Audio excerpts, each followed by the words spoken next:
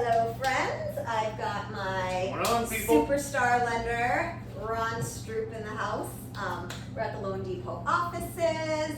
Ron has been in the business for over 25 years now? 25 years, All right, 1998. You want to tell us a little bit about what got you into the Wild West of lending? Wild West, that was about 2004 to 2008. Right. Oh my God, I'm having PTSD from that. So I got into the business in 98. When I got out of the Marine Corps, Monica and I, my wife, we got married, we were looking to buy a house. We went to a home buyer fair, like expo, and we met a lender, and he started talking to me about the VA loan. I had no idea as a veteran that I qualified for a VA loan. I didn't know what it was. No one in my family had basically ever owned a property. So fast forward about 3 months later, he ran me through the ringer on the VA loan process. I mean, from beginning to end, it was just a nightmare process. We finally closed, we got the property.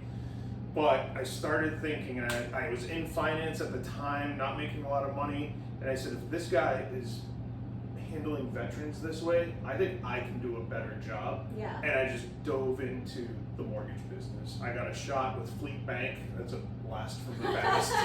Non-existent now. Yeah, well, they rolled up to Bank of America. Yes. But was able to cut my teeth in the business and really learn working for a bank.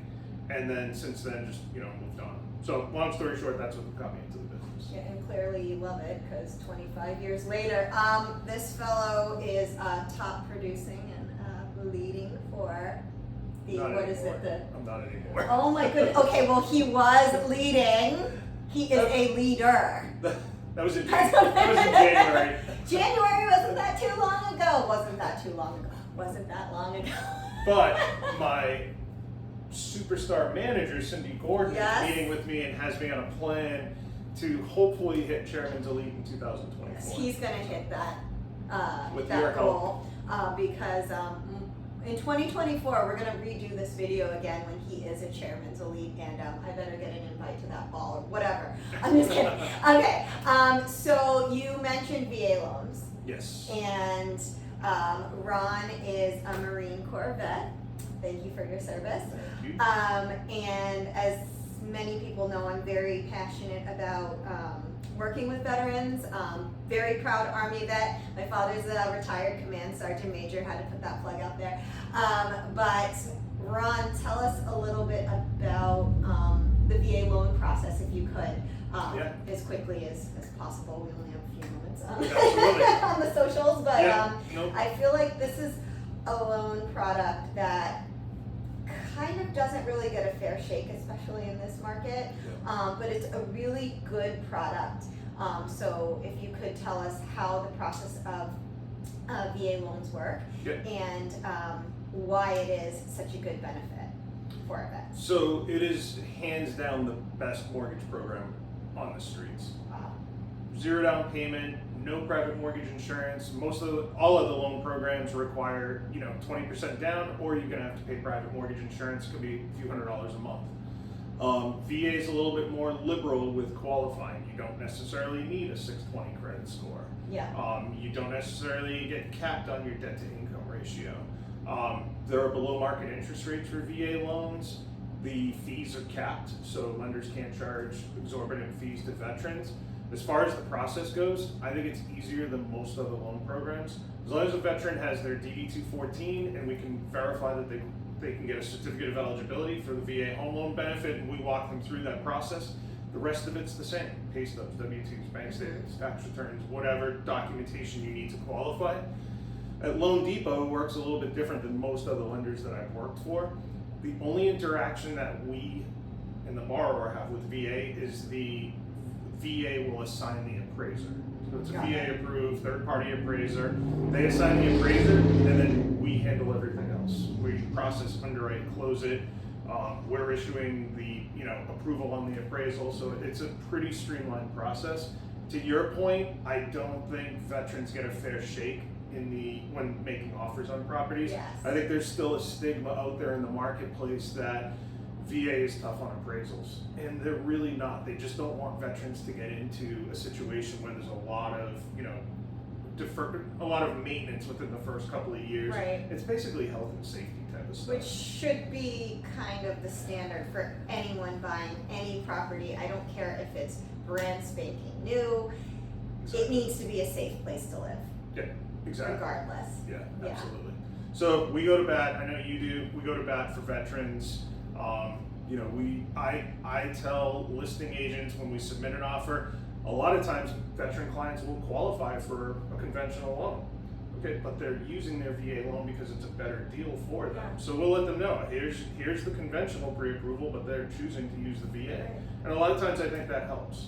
That's awesome too, and they should be able to use it because it's their right and it is their benefit for serving this great nation that we live in. And Totally agree. so, yes, VA loans, everybody. It's a good product.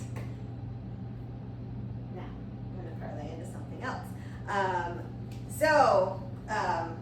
In the military, and I moved every 2 years as a kid, there was this concept called emergency preparedness when you lived on post or just in the military in general. Yeah. So can you talk a little bit about that, and then can we talk a little bit about this concept of emergency preparedness and how it would apply to home buying and home ownership? I have no idea. You don't know what emergency preparedness is? You didn't have to do those drills? No, because I always lived in the squad base or the barracks. Oh. I never lived in a house on base. So we had no concept of emergency preparedness. my We were God. always under emergency preparedness. Okay. Sorry you No went through worries. that. That'll be a fun blooper reel. Forget it. No. We had to do this it was called SOP, standard operating procedure, and we had to follow Yeah. what was in that SOP. Did you have SOPs? We had SOPs for everything. Okay, let's. Yeah. We're gonna parlay into that then. Okay. In the military, there is a SOP for every little thing. What is that, folks? It's a standard operating procedure. So there should be an SOP, in my opinion, not SOP, when it comes to buying a home. So Yep. you're not going into buying it blindly. There are steps that need to be taken, and I tell first-time home buyers this all the time. Step number 1 is talk to a good lender. I totally agree, and that's half the battle is talking to a lender. And I appreciate the referrals that I do get Yeah. from my realtor partners, but I wish that more people would come to lenders first, because we're gonna get them confident to buy. Right. So we're gonna go through that standard operating procedure, which is our standard checklist. Here's what documentation you need. Here's what we look at: credit, capacity, collateral, all of basically from soup to nuts. We're gonna give them a roadmap to home ownership and make them confident enough in their decision with payments and closing costs and the process itself. It's so ingrained in me being in the military Right. originally, and I'm sure for you with emergency preparedness that you had to Yes. do on base and standard operating procedures. It's second nature. Yeah. And I think that where a lot of buyers fall out is because they don't have that confidence, because they're not being explained things the right way. But then I can hand them back to you and say, these people are ready to go. Now go have Yeah. fun. Like Yes, we're doing now go have fun. we're doing the not fun work. You Yes. do the fun work. We do so the shopping spree. yes. But we as realtors also should have, and most of us do, have a standard operating procedure for when you buy a house. Number 1, like I said, is to talk to your lender, know what you can qualify for, and don't go at looking at homes in the dark. Because I've heard so many times where buyers like, oh, I'm pretty sure I can afford $500,000, but then they turn around and go to a lender and it's like, I'm only actually qualified for $400,000. So you really want to go into it with a game plan and know what you're getting into. Hook up with a good lender, find a great realtor, and then go from there. And then you'll find your way home from that point. So Absolutely. yeah, okay. That One was- more. That was a good segment. Yes. So Ron, Yes. I heard a rumor Uh-oh. So I hear you're a closet disco fan. Don't deny it. Oh my God, we had so much fun Saturday night at Soundcheck Studios watching Booty Vortex.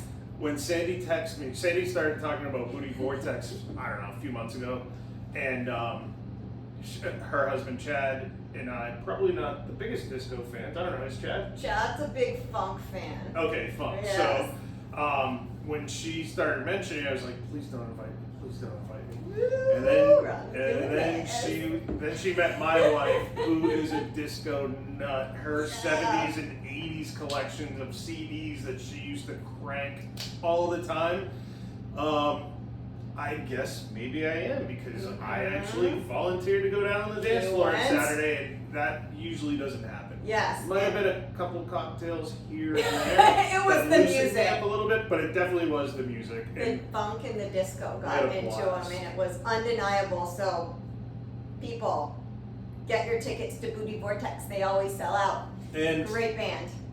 don't be afraid to get out of your comfort zone. Yes. Because I think it opened me up a little bit. Yes, yes. So when you are kind of pushing towards your edge, that is when things start to open up. So imagine being at the edge of a cliff, but maybe in a mountain. You've climbed up a mountain and you're looking over and seeing the vast possibilities of all that's out there for you. So don't be afraid to go to the cliff. Don't, jump over it, but don't be afraid to push past what you think is your comfort level, because you're missing out on a world of fun. So Such a good message. thank you, Ron. That was awesome. So fun. All right. Good stuff. Good stuff.